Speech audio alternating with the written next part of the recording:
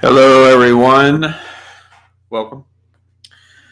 And we're going to get into something interesting. Kristen's here. Only for a minute. I just wanted to say hi to everybody. Hi, everybody. I think she misses teaching sometimes. Once in a while, And then I miss my husband because even though we're home 24/7 together, I don't see him. say, what the hell are you talking about? It's like I can't freaking get rid of you. No, you can't. He hasn't really tried. No. No. No, because she'd be gone if I had. Probably. Have fun. Yep. You guys are in for a treat tonight. Yeah. So you probably saw the topic that I decided to cover tonight about what tools I use to run my business, how much I pay per month for those tools, and all of that. I thought, most marketers would never peel back the curtain that far, but I'm going to share all of it with you just because I think it'd be helpful for you. I've been asked a few times, what all I use or don't use, what my monthly expenses are, so on and so forth. And the good news is that track that stuff. So it wasn't like I had to scramble to gather all this data. It was already done. Which is point number one that actually isn't in the slide, is pay attention to what your expenses are. So let me go full screen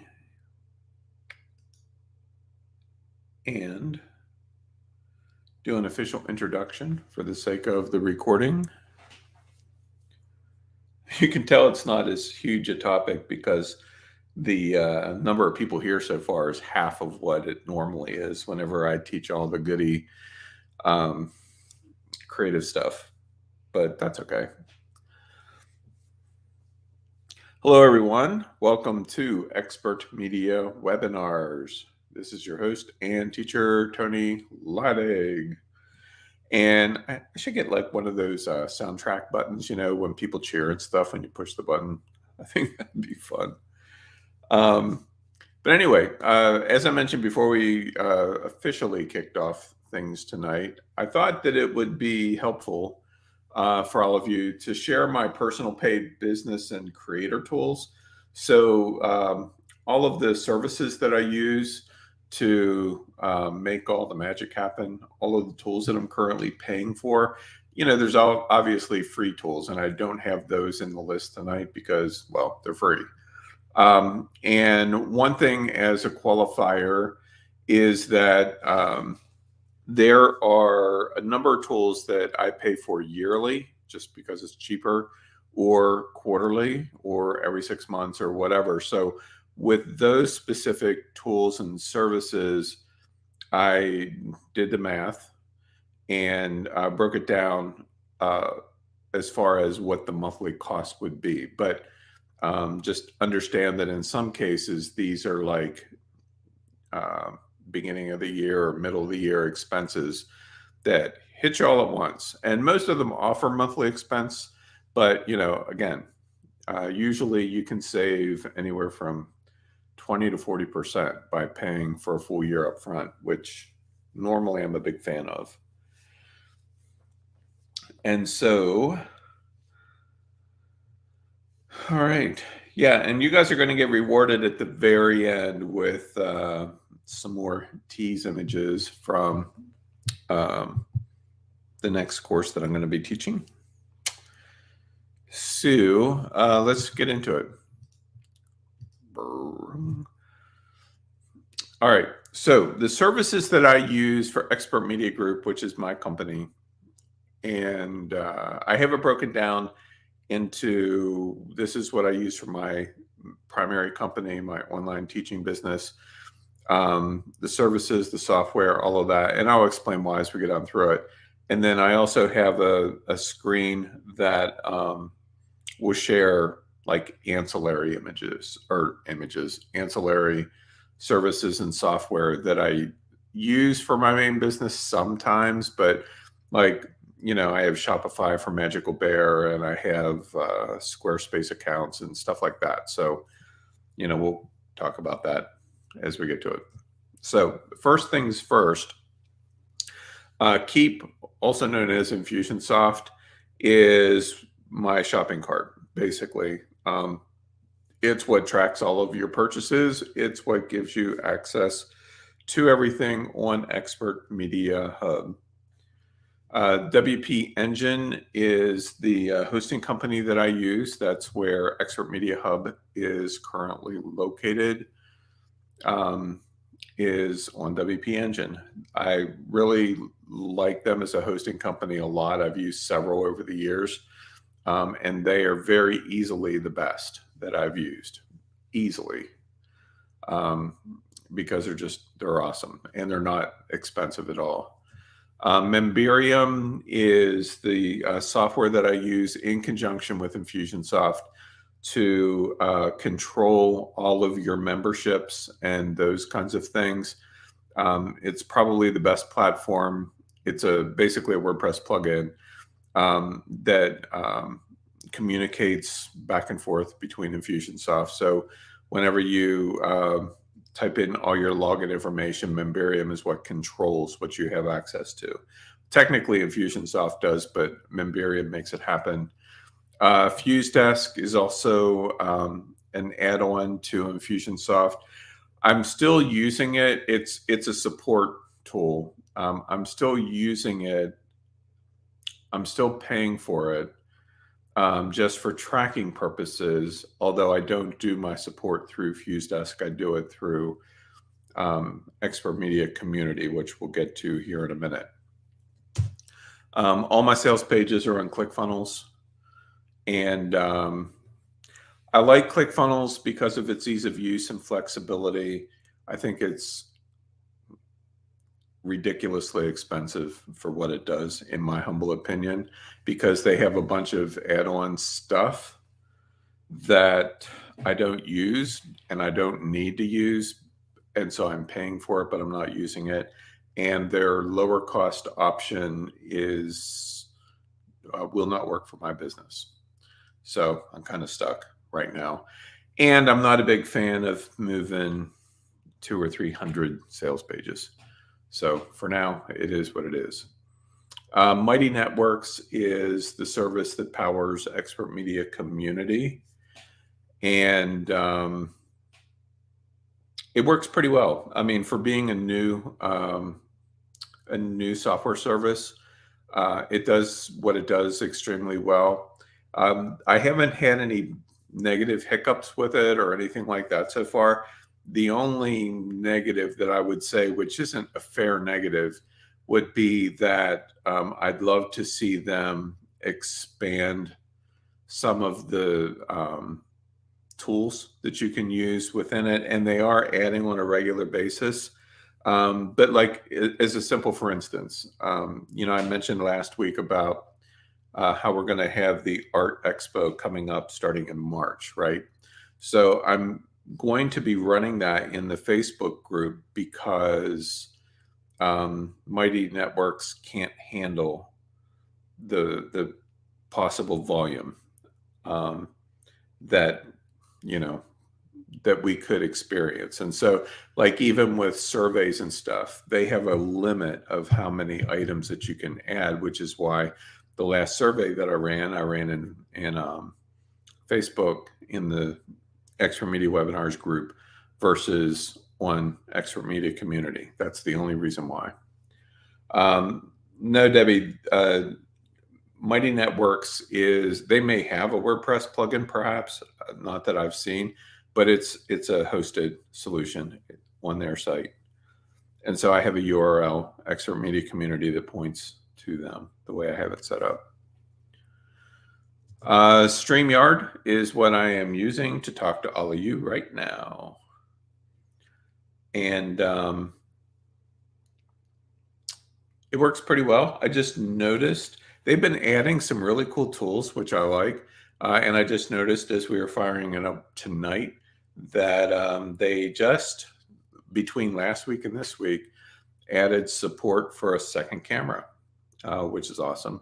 And you can play pre-recorded videos. You can play, you can show like Google Slides, a lot of cool things like that. So they do a really good job, to the point where I've canceled my GoToWebinar, which I was grandfathered in to the lower price points, and I haven't used it in a year, so I just canceled it. Yeah, I'm with you, Val. I'm not a huge fan of their navigation. I was paying $97 a month, Liz, for GoToWebinar, so I'm just about a half. And if you got GoToWebinar right now, I think it's somewhat higher in cost. The reason why I left GoToWebinar, I mean, I've been using them for a decade plus, but they're unreliable. They were bought by LogMeIn, and it was a lateral move. And what I mean by that is that the company that bought GoToWebinar,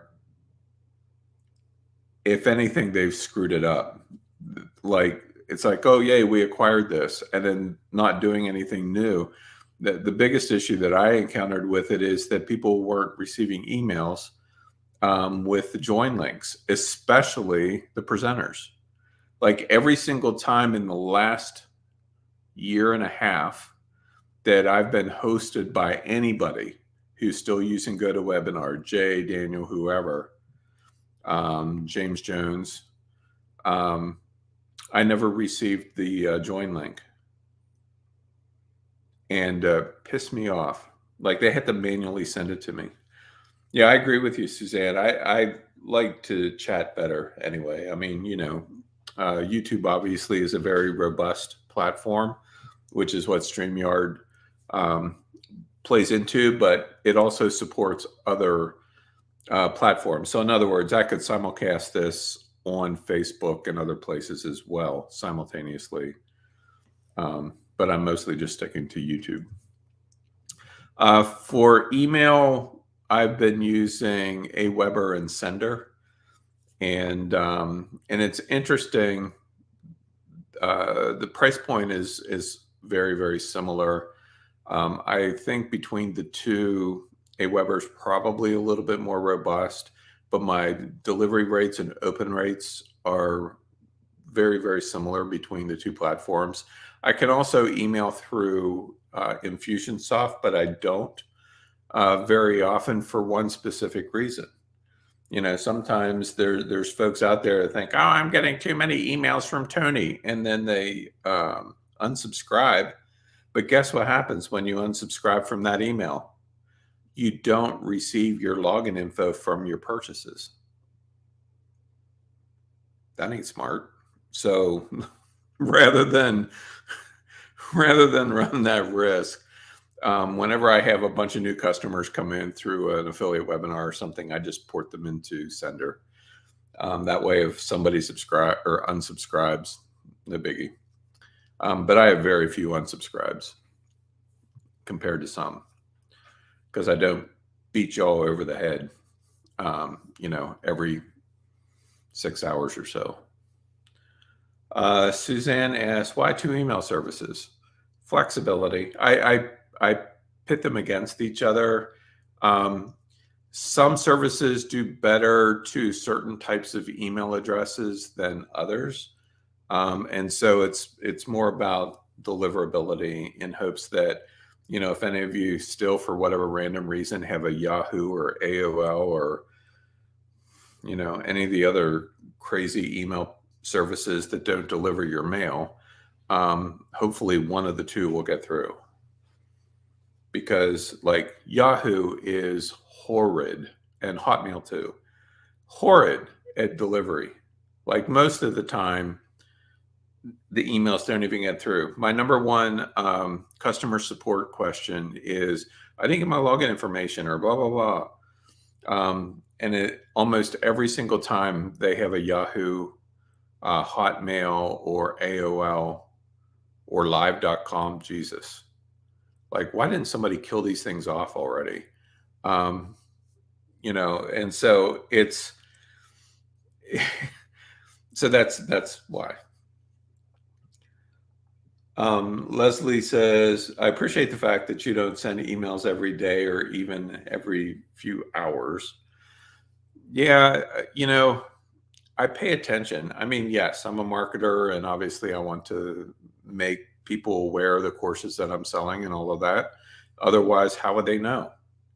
But by the same token, I'm on probably some of the same email lists you are, and it's like, Jesus, slow down.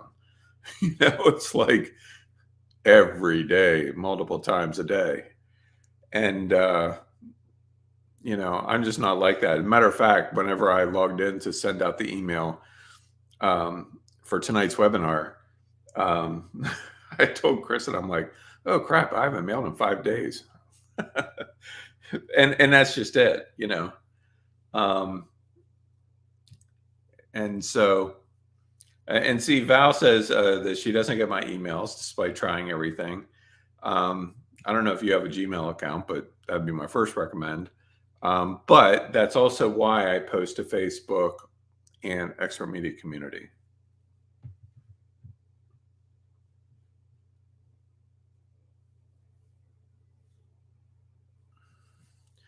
A lot of comments. I just want to go back through and read them here real quick.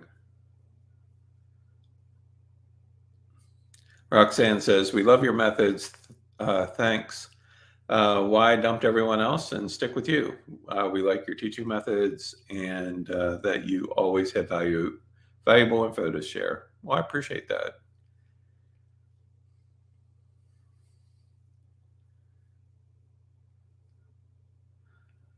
She also says, but Tony, you don't have to blast us because we appreciate what you do and how you do it. Thanks.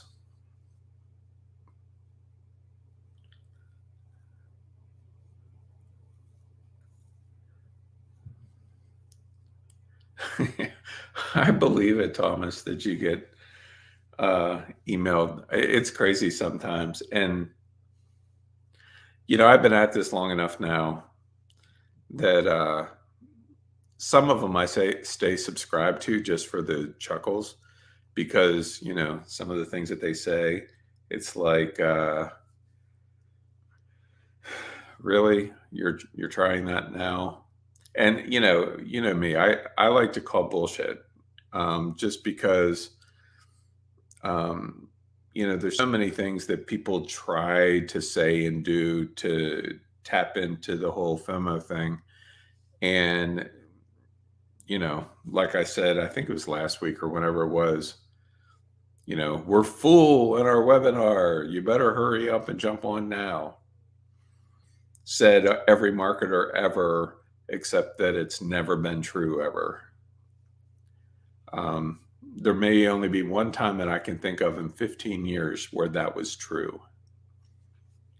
And they were running 2 GoToWebinar platforms simultaneously. One time out of 15 years, not bad. Exactly, Roxanne. Don't work and make $4,000 per day.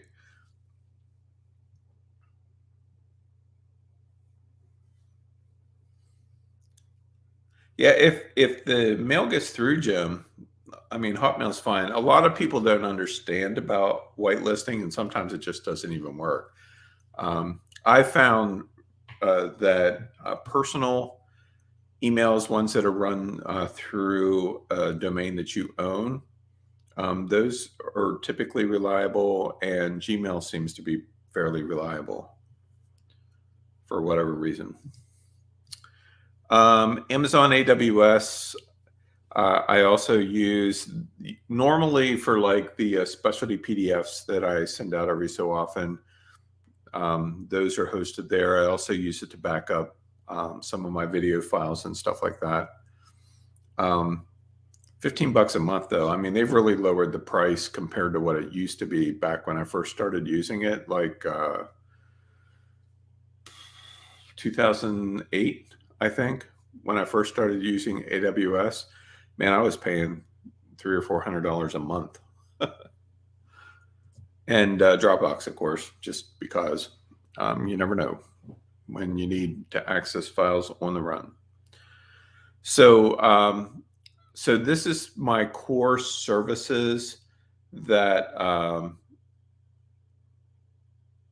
that I use to power everything, my primary business and all of that. So these are all definitely services. And so the total per month that these all run is $950, which isn't horrible. I wouldn't mind seeing it a little less, but all in all, I've been paying it for years, so I don't, give much thought to it. Now, when it comes to tools, that's a different conversation. Because there's a lot of them and I haven't held any back. So you'll get to see everything that I actually pay money for every single month. So, the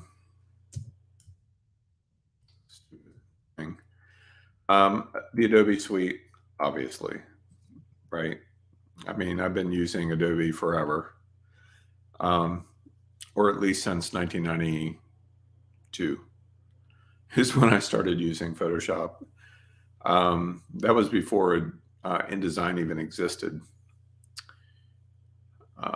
So Adobe Sonics, which I don't use a lot right now, but still do. Writer, which is an AI writing program, AI Writer, SoundCloud for hosting my podcasts. Accomplice, of course. I have one of their higher business plans, which I think the price just dropped. Adam told me that it was going to. And I think I saw a bill out at 80 something this past just yesterday or something. So I think it's less than that now, but that's what I've been paying, especially considering the number of prompts that I typically generate there. Yeah. Morphogen, which is Art Breeder, no-brainer purchase again. I will probably give both of those companies money as long as they're in business. Astro Pro, which is a WordPress plugin, super cheap. East West Composer Cloud. Some of these are AI-based music and audio type things, which you will hear about here in the coming months, but I haven't talked about it a lot yet. Elementor Pro, which is a WordPress plugin, basically a WordPress page builder. And WorthPoint, which is what I don't use that as much with Expert Media Group, but it's basically for checking prices on what has sold on eBay and other auction houses and what the prices were and stuff like that. So total for this page, $358 per month. But wait, there's more. Envato, I think you all know what that is. Basically, stock images. Paddle.com, which is another AI writer. Creative Fabrica, Photopad, Deep Dream Generator. So a lot of these are AI related in one form or another. Pixel Squid, again, which if you were in the last course, you got to see the amazing features of Pixel Squid. Animoto.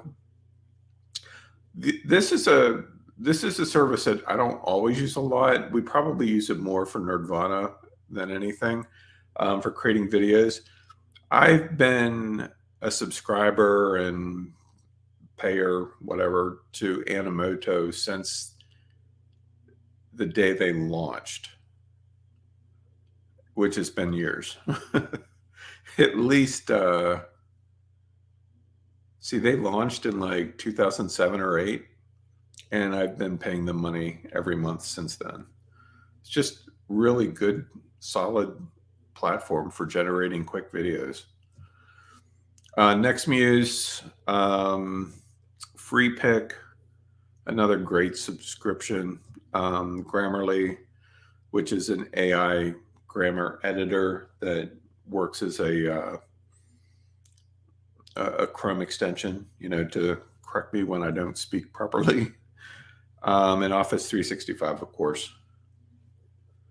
That's a yearly subscription, Bunny, Pixel Squid.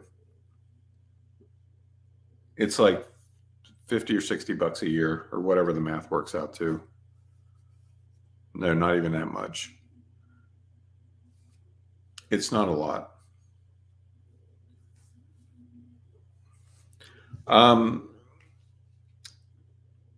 Honestly, Liz, I forget what NextMuse is at the moment.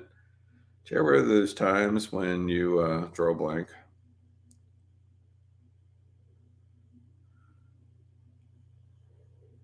It's another AI program.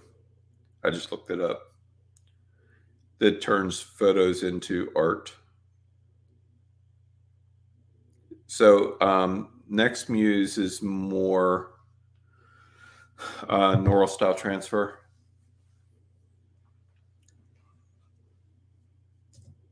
So this screen is 177.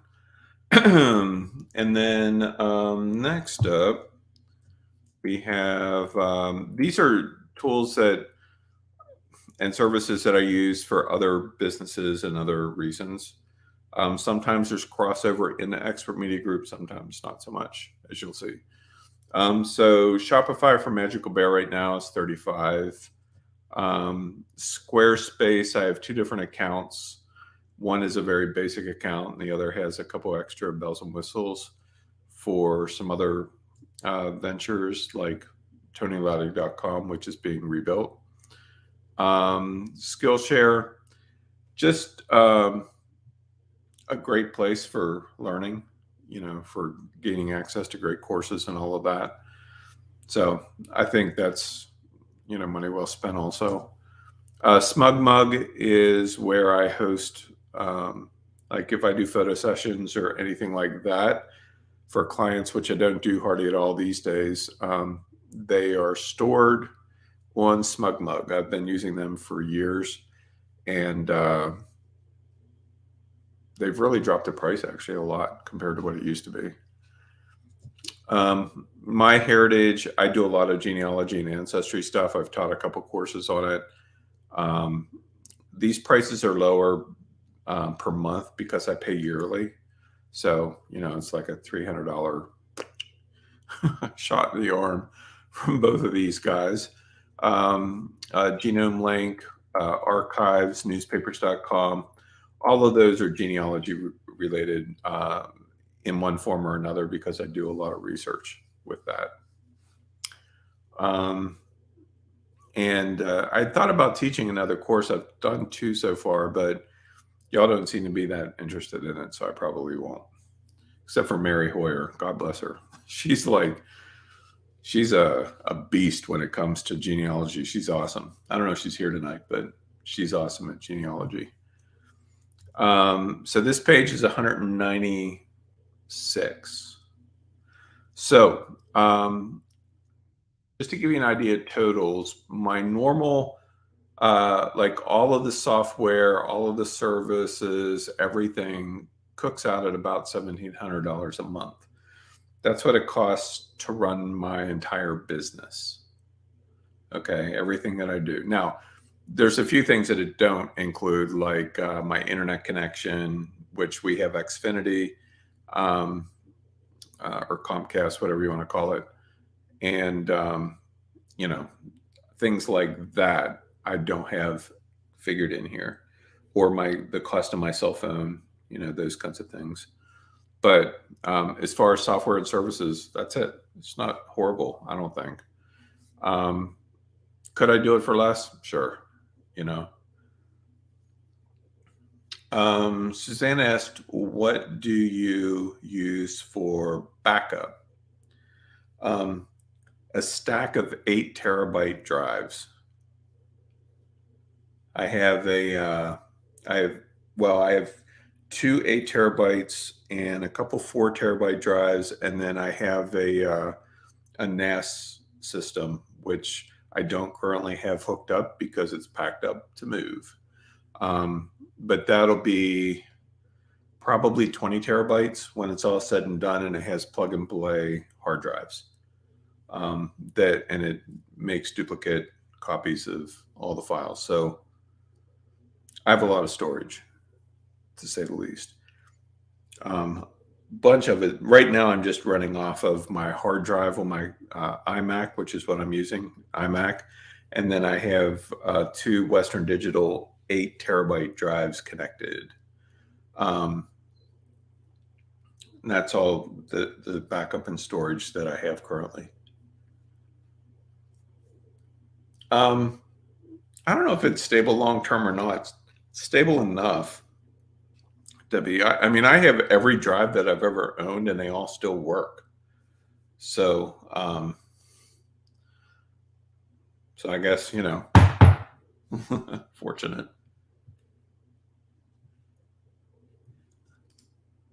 Whoops, I lost you all for a second.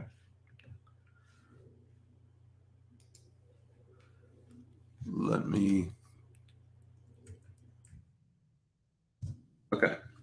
A couple questions. Let's see.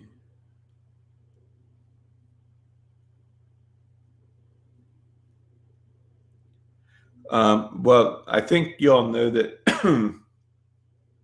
that I have a Mac, so they make backups kind of easy, time capsule and stuff. Chris says, not entirely related, but do you have a service to sort your crypto transactions for tax purposes? We have tax attorneys that we use that handle everything. So they have full access to everything. Power of attorney, I guess if you will.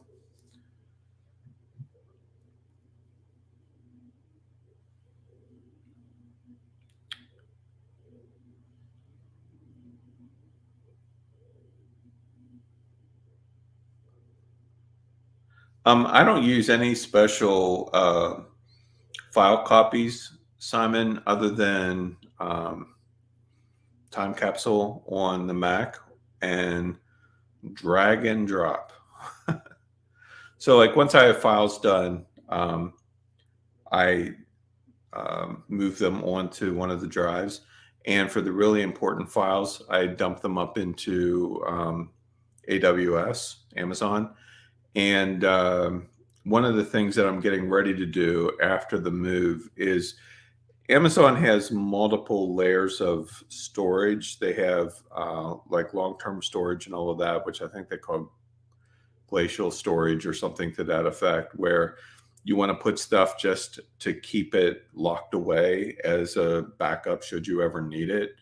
And so I'm planning to move the majority of my courses and everything there, not move, but copy, just in case. It's super, super cheap. The problem is, as you would guess, the idea of uploading, 12 terabytes of data takes a little while. I do back up some things to the cloud, Suzanne, yes. Yep. And all of my Lightroom files are all backed up. For like my photography, that's all. I make copies of all of that. And now those kinds of things happen automatically, so I don't even think about it. Yeah, remember I have 400 courses, so I keep all of the ScreenFlow files for recording it, and then all of the edited files. So the ScreenFlow files, like for an hour recording for ScreenFlow, you're at about 4 gigs.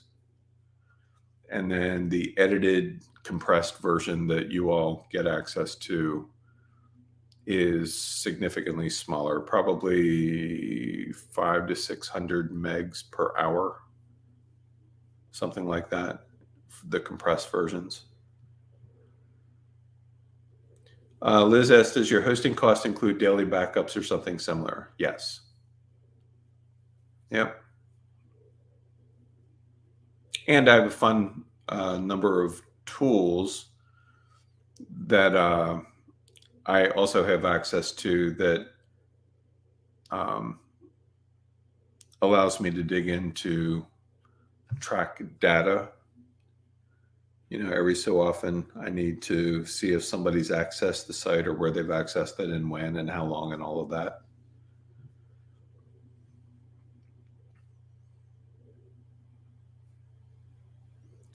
Yeah, we actually have a fire safe, Harry. I just don't have my drives in it currently. We keep that for the money and some of the weapons perhaps, but yeah, we have one. It's heavy as anything. Fortunately for our move, we went to look at our place today where we're moving into because they're doing a complete remodel. It's a 150-year-old building or whatever. So they gutted it and they're completely remodeling it. So we have like exposed brick and they're finishing off the original wood floors and all of that. But yeah, they're not going to make the time that they originally told us, which is a good thing. They said, oh yeah, you'll be in March 1st. No, that ain't going to happen. There's just no damn way. It's yeah, they have a lot of work to do, but it's going to be beautiful whenever they're done. It'll be cool. Bunny says, I'm surprised there aren't more AI programs. I mean, there's like 8 on the list, but some of them are free. Some of them, you don't have to pay for, or like some I didn't include like Night Cafe because it's a credit-based system. A lot of them are credit-based actually. So you buy credits whenever you're rendering and stuff. And so usually like with Night Cafe, I think their bundles, there's a bundle that they have of credits, a whole boatload of them for like $125. That's usually what I buy. And one thing that you may see as good news, but for the next AI course that is going to be rolling out here this week, the majority, I would say 98% of all of the new AI tools and everything that I'm sharing are all free. But some of them, they're something else. They are a little bit advanced for sure, hence the name, if you saw that post.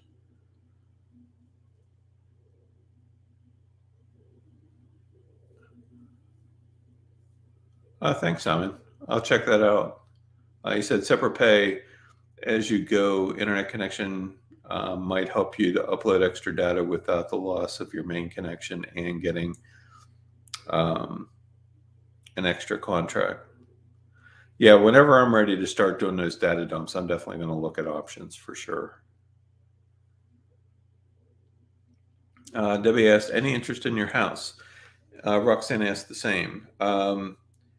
Yes. So we have an investor from a town, Frederick, Maryland, for those of you who are in our general area. He's a medical professional, but he does a lot of real estate investing and stuff like that. And so he has expressed some pretty encouraging interest. And I think sometime in the next week and a half, he and his crew are going to come up for a walkthrough. So he's thinking about buying the house and property and turning it into rentals. So like taking the house that we live in and dividing it into 3 rentals, and then our play space, like the upstairs, he would rent out as like an art studio and then like a workshop for the garage area. So that's pretty promising. And he may also be interested in buying our store. So, so that'd be awesome. Just hand us $500,000 and be done. Boom, one shot, which I'm perfectly okay with. But we have 5,000 square feet here. So, Kristen and I somehow managed to fill. Our new place is 700 and the RV is 350 plus slide outs. So it's conceivable that he could, and we checked the local codes and everything, but he could break up our property or the main house into 3 pretty decent sized apartments or whatever you want to call them. So that's our front running interest right now.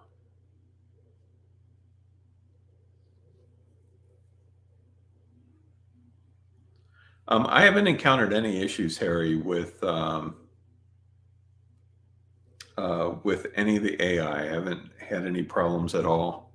And even some of like the Google collabs and stuff like that, they're all self-contained. So I haven't encountered any issues.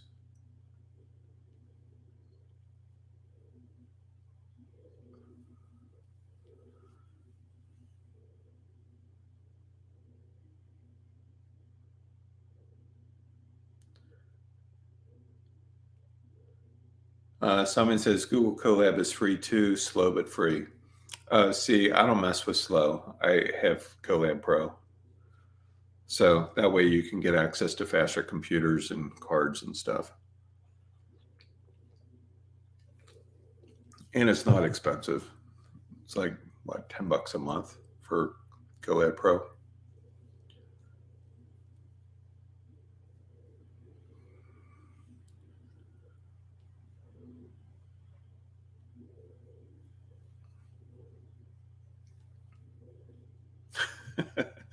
He says, yeah, I would not want my smart house or smart car to decide to start doing its own thing.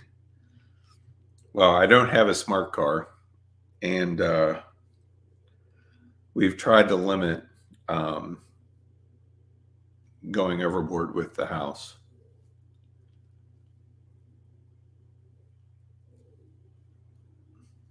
Debbie says, sounds like he might be flexible with your move out. Yeah, he is. And actually, we see it as a kind of a good thing because having an extra 2 or 3 weeks to get everything, packed up and moved and all of that. We're in really decent shape, actually, except for the garage. I have a lot of tools that we still have to sort through, but all in all, the house is relatively empty. We've sold the majority of our furniture or gave it away to family or whatever. So that's cool. Thanks for all your well wishes for the sale. We haven't really had a lot of anxiety about it. And there's some reasons for that, but all in all, we've been in a pretty good space with it all. The downsizing, that has had a little bit of stress to it, just because, not because, well, a tiny little bit of it is, that there's things that you like, but you don't have the room for it all. But the bigger part of it is more like, what the hell were we thinking and how are we going to get through all of this? But the good news is that we've actually done a pretty decent job of that. Kristen's trainer actually bought a huge part of our stuff in the play space, and here she bought like 4 or 5 of our workstations that we had out there, boardroom tables, man, all kinds of stuff like that. She just bought a ton of stuff. We're going to be renting, Suzanne, initially in the apartment. And the reason why is because we didn't want to lock into something else that we owned in this area. And so we have a very flexible lease there. We're locked in for a certain period of time, and then we can go month to month. And the reason why we did that is because we're not quite sure the timeline of what we will have for getting our fifth wheel. We just started today looking at trucks to pull, which we need to get a dually. We currently have 3 vehicles, and so we're condensing those down to 1. But we need to play our cards smartly in doing that. So we started with the truck. That's got to be the first decision. And then once we have that, then it'll be shopping for the fifth wheel. And that we may have to have it built. I'm not quite sure yet. So all said and done, we're probably not going to hit the road for 9 months plus, 9 to 12, I would say. But we're not rushing it. You know, like one of the things that we're getting ready to start doing, Kristen, is taking our cats out for a drive like once a week, and then slowly increase that time so that we have plenty of time to get the cats acclimated to travel. You know, because right now, you know, the cat's idea of travel is like going from my office to the front room, which, you know, is about 60 feet, but still, it's a lot different than being in the car. Like normally being in the car means going to the vet. So, you know, we want to get them acclimated. So we're actually in really good shape timeline wise and everything, which is awesome. All right. Now, one thing that I didn't include so far in my expenses is domains. And I have a lot of domains, 395 to be exact. And so, you know, domains are charged yearly. I'm paying around $7,200 a year in domains. That's going to change because I'm taking probably 75% of them and putting them for sale until they, you know, lapse. And so it's a pretty significant expense over the year. But, you know, all said and done, it works out to $2,200 about for everything. Yeah, that's about it. Yeah, my hope is to decrease the domains probably down to like 100 or so, give or take. The problem is I have a lot of courses and they have their own unique domains. So that's why so many. So that's it for my expenses. I don't know if you think that that's a lot or not a lot, or you expected it to be more or whatever, but it is what it is. Now, one thing that I thought I would show you is some of you have commented about the eagle that I showed. I don't know if it was last week or whenever it was that I showed that. Might have been last week. And of course, the teaser image that I posted in the Facebook group and in the community page.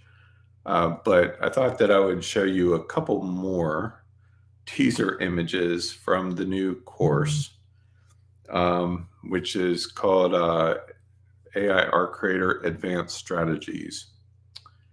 And here are two. The eagle, the bear here was done using the same style that I used for the eagle, mostly the same, a little bit different.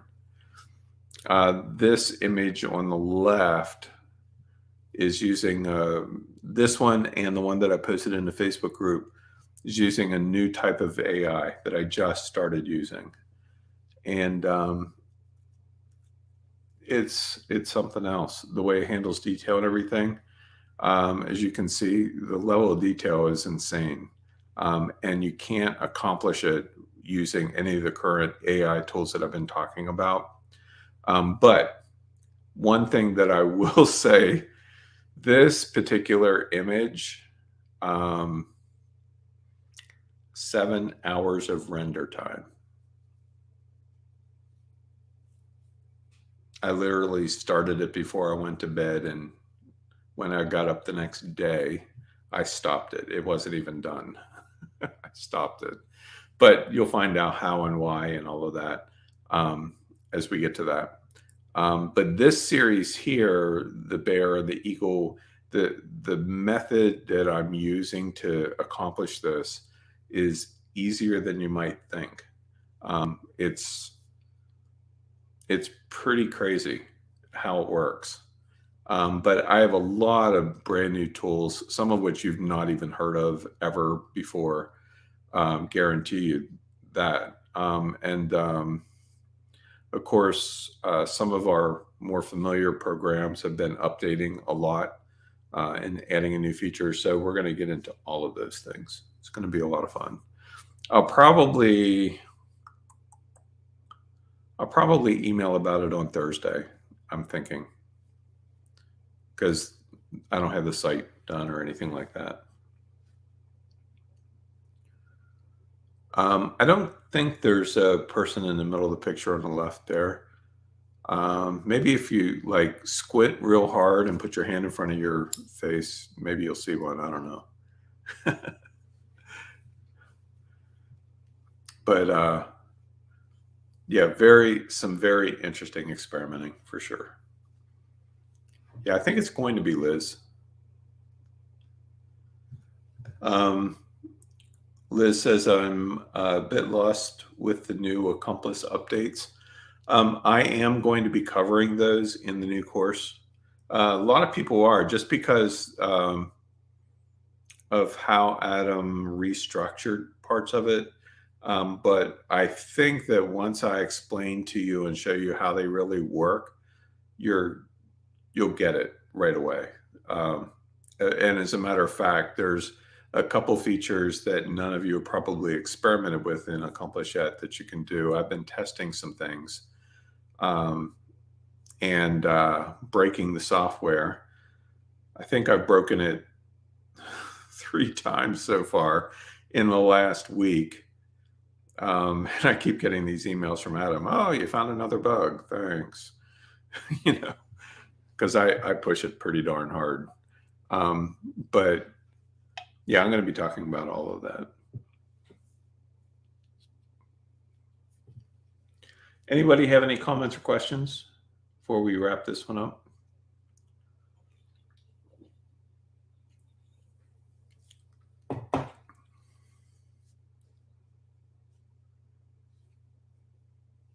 Jim says, I once had an Excel spreadsheet that took 8 hours to recalculate, but that was a long time ago. I used to turn off calculations until I left work and then hit calculate on the way out the door. Oh, yeah. And what's interesting is, of course, computers and speed and all of that kind of stuff are constantly changing, which always helps speed up the process. I mean, holy cow. I remember when, went back in the video, when I first got started with digital video editing, it was on a NewTek, NewTek Light Wave or Light Dream or whatever the hell it was called. We're talking late 90s. And we had to buy the biggest drives that we could get. Had to be SCSI drives. We bought the biggest ones that you could get. They were 9 gigabytes and they cost $1,000 a piece. And I remember showing my mom one time years later, but also years ago, how, had these little 8 gigabyte plug and play drives, the USB ones. Now you have 4 terabyte solid state drives that are like the size of your phone, or smaller than your phone, actually, the ones that we have for video. And it's just crazy how much the tech is changing. A couple of you are asking about Ganti. So Ganti is in India right now, which is where he's originally from. He's visiting family over there. And so for him to join in live in the courses, it's like 2 a.m. Very late. He's like, I like your teaching, Tony, but not that much.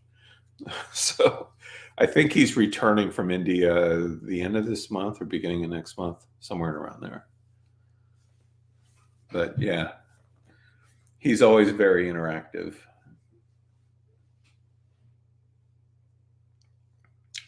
Harry asks, can you convert photos to cartoon-like characters? I want to create an illustrated children's book. Oops. Using our pet photos. Yeah, there's several programs that can handle that. Quite frankly, some of the best ones on the market right now are apps, like for your smartphone or iPad or whatever. And I don't have any that come to mind off the top of my head. Let me think for a second. Like, it depends on how cartoony you want the characters to be, like there isn't anything to my knowledge where, it's a photograph and now all of a sudden it looks like a comic book character. There's nothing that I've seen quite like that. Probably the closest program that could do that would be SDFX from Moonlighting. It's probably the best photo to vector converter that I've seen by a long shot. There's Vector Magic, which also is a converter, which actually I do pay for that. I forgot to put that on the list, I think. But Vector Magic is another possible choice. The object of the game with what you're talking about is to reduce your color palette and your hard lines. And those two programs do a really good job of that.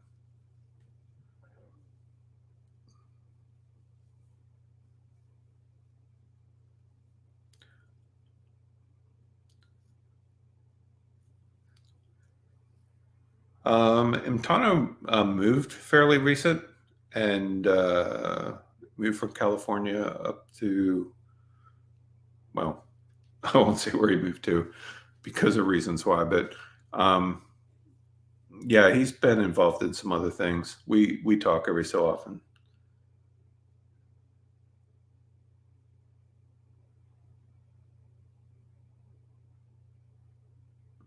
It's funny, Chris. Chris said my dad brought home a hard drive from his lab years ago after it stopped being used. It was probably over 100 pounds. And I used it as a doorstop. It was 5 megabytes. I know, right? Can you imagine? Oh, my. All right. Well, thank you all very much for joining me here tonight. For those of you who are in the NFT course, we are going to dig into the next fun part of that process on Thursday at 6.